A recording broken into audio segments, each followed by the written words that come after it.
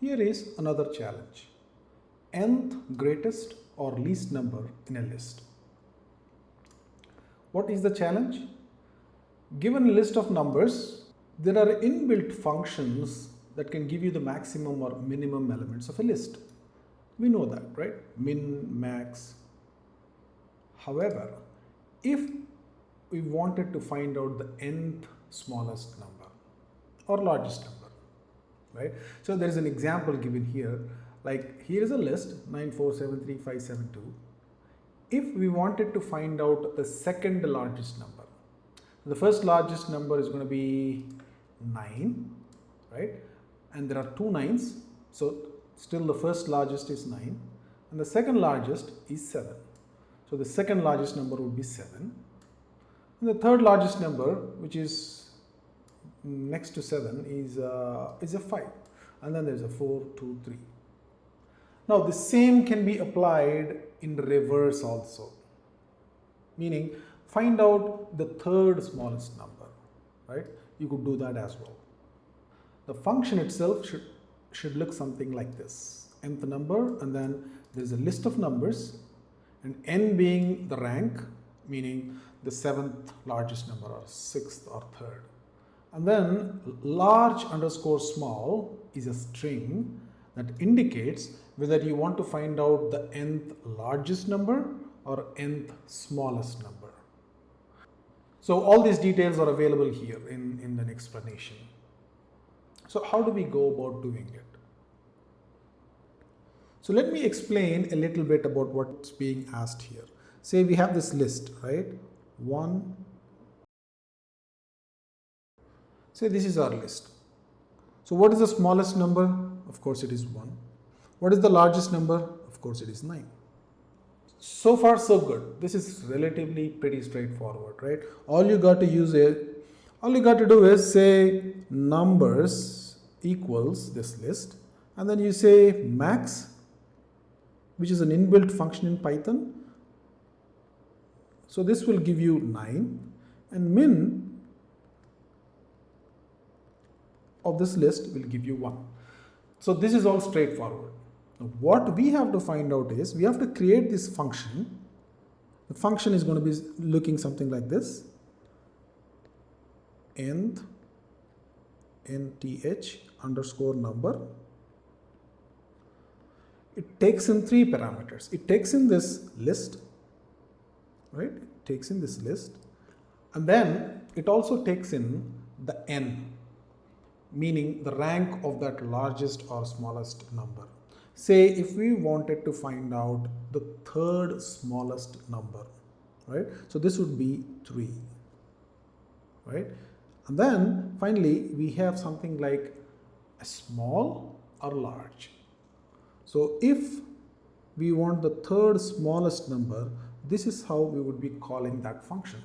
We would give the list of numbers, we would give the rank of the number that we want to find out, and we will say whether we want the smallest number of rank 3 or the third smallest number, or if we wanted a large number, we would call it with a large, third largest number, either way, right? So how do we code this?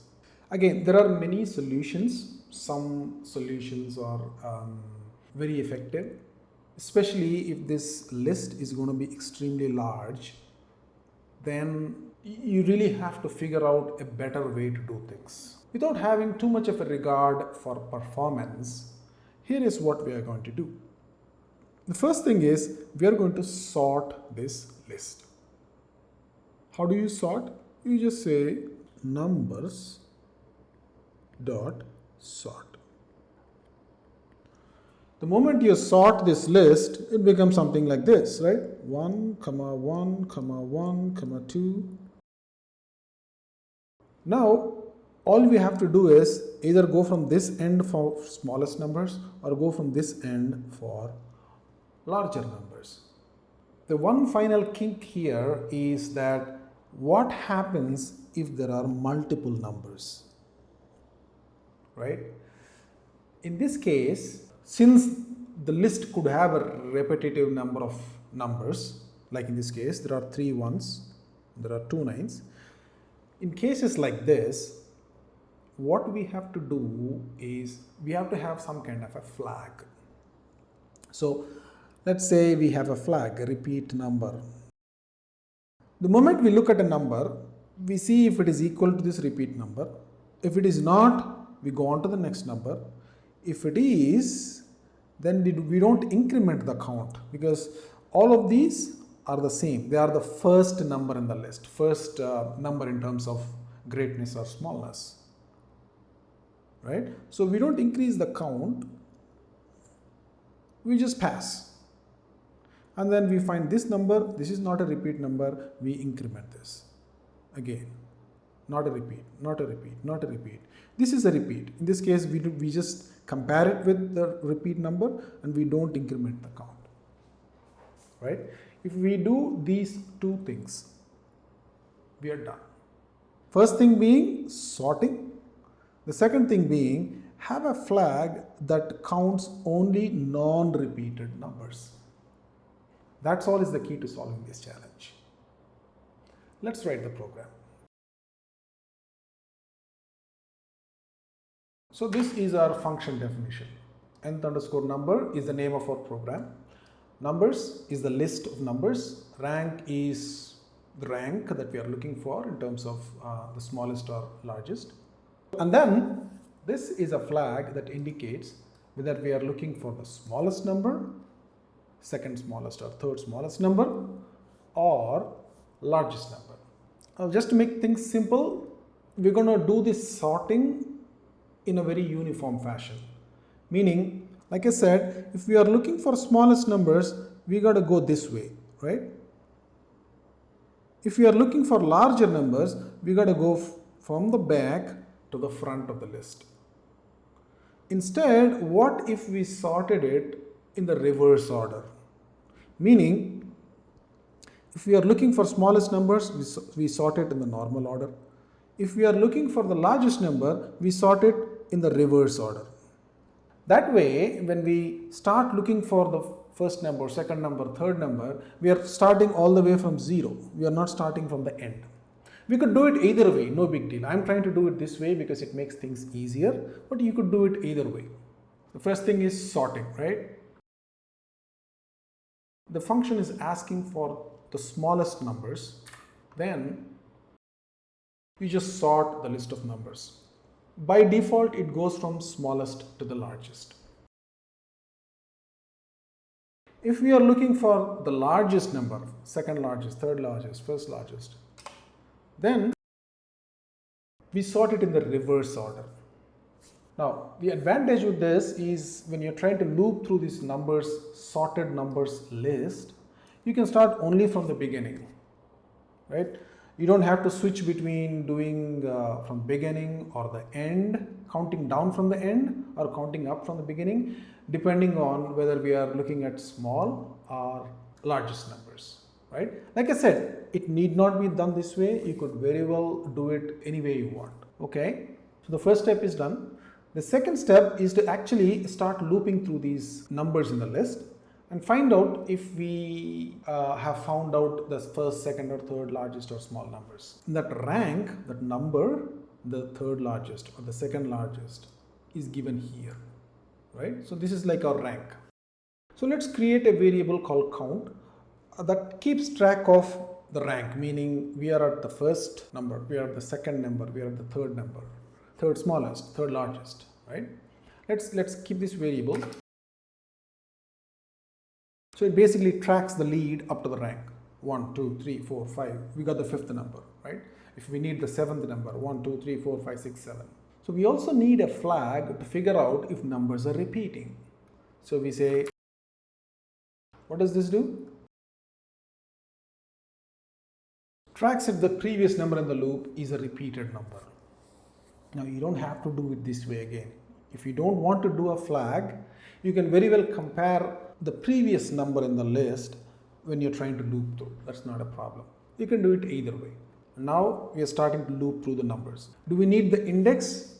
If we wanted to compare the index, so instead of having a flag like this, we could compare the previous number, then we need the index. But since we are having this flag, we don't need an index. For num in numbers, that's it. Now we got the number and the numbers are properly sorted. Now all we have to find out is loop through each of the numbers, and the moment you see a non-repeated number, just increment the count. That's it. So if the number is a repeated number, then don't increment the counter, right? It's like saying, oh, the second number is also a 1, so don't increment the count. The third number is also a 1, don't increment the count.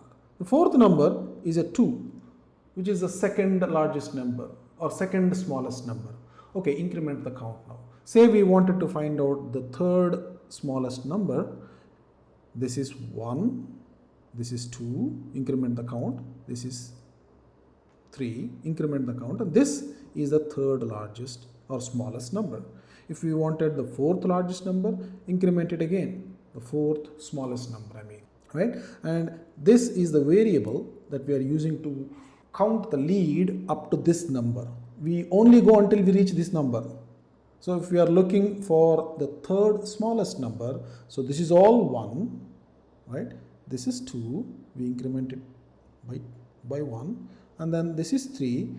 The moment this count reaches this number, we are good to go. We just return that number, right? So if the number is a repeat number, pass. You don't want to do anything.